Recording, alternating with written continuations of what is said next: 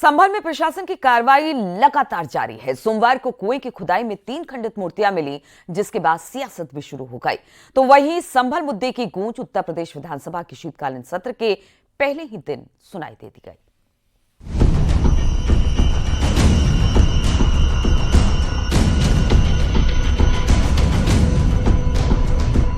संभल पर जारी सियासत थमने का नाम नहीं ले रही है। यूपी विधानसभा के शीतकालीन सत्र का पहला ही दिन काफी हंगामेदार रहा। संभल के मुद्दे पर सीएम योगी ने विपक्ष पर बड़ा हमला बोला। विपक्ष पर करारा पलटवार करते हुए सीएम योगी ने कहा कि भगवान विष्णु का 10वां अवतार भी संभल में ही होगा। बाबरनामा भी कहता है कि हर मंदिर को तोड़ करके एक ढांचा खड़ा किया गया। आप तो एक श्रेष्ठ ब्राह्मण कुल में आपने जन्म लिया है। आप तो भारत के पुराणों की परंपरा पर विश्वास करते हैं। हमारा पुराण भी इस बात को कहता है कि भगवान विष्णु, श्री हरि विष्णु का 10वां अवतार संभल में ही होगा, उसी संभल में होगा। संभल को लेकर सीएम योगी ने कहा कि संभल का इतिहास दंगों का रहा है। वहां समय समय पर सामाजिक सौहार्द बिगाड़ने का काम होता रहा। संभल में 1978 में हुए दंगों में 184 लोग मारे गए थे। दंगे की शुरुआत में ही 184 लोग मार दिए गए थे। आजादी के बाद का ये शहर में सबसे बड़ा दंगा था। संभल में 1978 से 1995 तक दंगे में 209 हिंदू मारे गए। साल दर साल हिंदू समुदाय में खौफ बढ़ता गया। हिंदू आबादी का मुस्लिम इलाकों से पलायन हो गया। 1978 में 50 हिंदू परिवार पलायन को मजबूर हुए। संभल को लेकर अखिलेश यादव ने कहा कि हम पुरानी बातें खोदने वाले लोग नहीं हैं। कोई सच को नहीं दबा सकता। जो सच है वो सच ही रहेगा। 1976 में भी 5 लोगों की मौत वहां पर हुई थी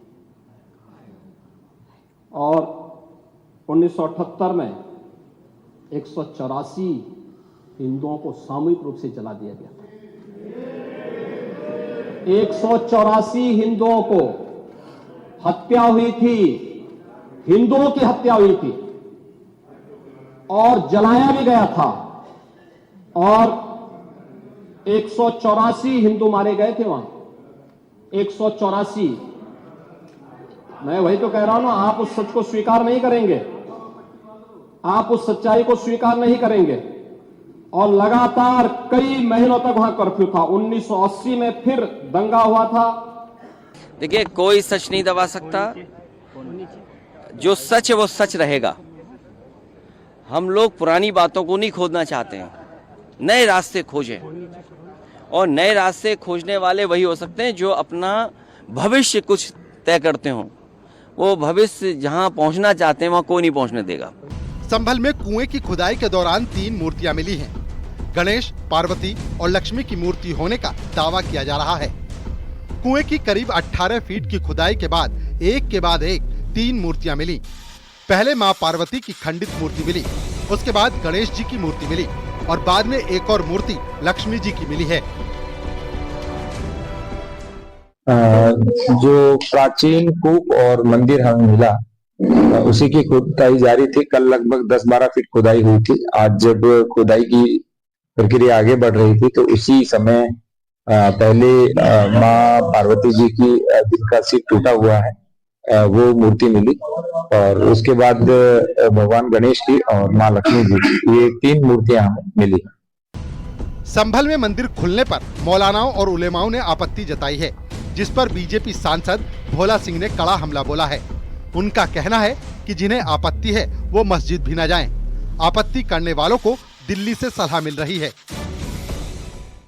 जो लंबे समय से भगवान के हमारे पूजनीय स्थल को छुपा के दबा के इन लोगों ने कब्जा करके रखा था, वो मुक्त हमारी सरकार ने, प्रशासन ने किया है।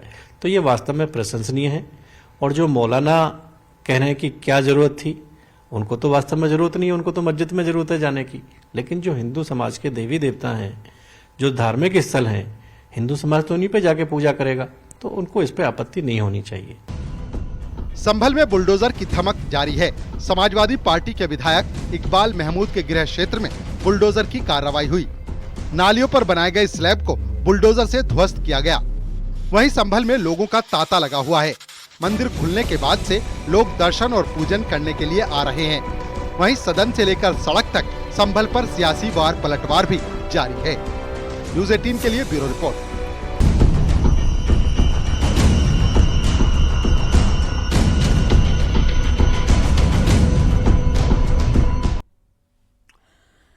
संभल के खगुसराय में शिव मंदिर के लिए भक्तों में भारी उत्साह है। कुएं में प्रतिमा मिलने के बाद जिलाधिकारी ने उन्हें संरक्षित घोषित कर दिया है।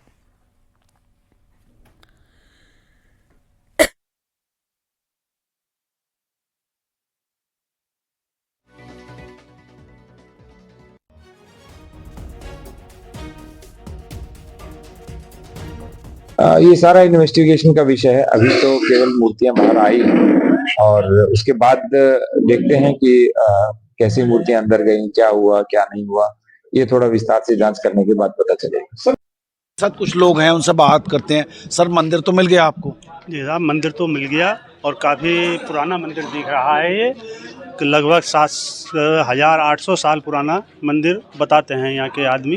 आप पहले भी कभी आए क्या? हम पहली बार ही यहाँ आए हैं, हमने कभी सुना ही नहीं कि यहाँ मंदिर है। आप कैसे सुना है? हमने जो है कहने टीवी चैनल के हिसाब से, समाचार पत्रों के हिसाब से सुना है हमने। तो क्या लगता है आपको ये कितना सारा पुराना है? ये मंदिर की तो बात होगी, कुएं के बारे में कुछ और बताएं। कि इसकी जब टीम जो जांच करेगी जब ही पता चलेगा ये लगभग कितना पुराना है। जो इसके अंदर मूर्तियाँ मिली हैं उसे देख करके बताया जाएगा कि ये कितनी पुरानी मूर्तियाँ हैं और कितना पुराना मंदिर है और कितना। अच्छा, आपने कभी सुना था यहाँ कोई मंदिर है? हमने कभी आज तक सुना ही नहीं हमने। ये तो कुआं तो असली है, कोई नकली तो है नहीं, कोई बना तो दिया नहीं किसी ने एक रात में। जब इसकी खुदाई होगी तो और भी पुराना निकलेगा ये नीचे जाकर। दिल्ली एनसीआर में फिर ग्रैब 4 लागू हो गया है। दिल्ली में कई जगह पर AQI 400 के पार पहुंच गया है। प्रदूषण का स्तर फिर गंभीर श्रेणी में पहुंच गया है। तो एक बार फिर से दिल्ली की हवा खराब हो गई है और इसी को ध्यान में रखते हुए ग्रैब 4 जिसे हटाया गया था उसे एक बार फिर से लागू कर दिया गया है। खासतौर पर दिल्ली के कई ऐसे इलाके हैं जिसकी AQI 400 के पार पहुंच गई है और इसी को देखते हुए ये फैसला लिया गया। प्रदूषण का स्तर फिर एक बार दिल्ली में गंभीर श्रेणी का बना हुआ है।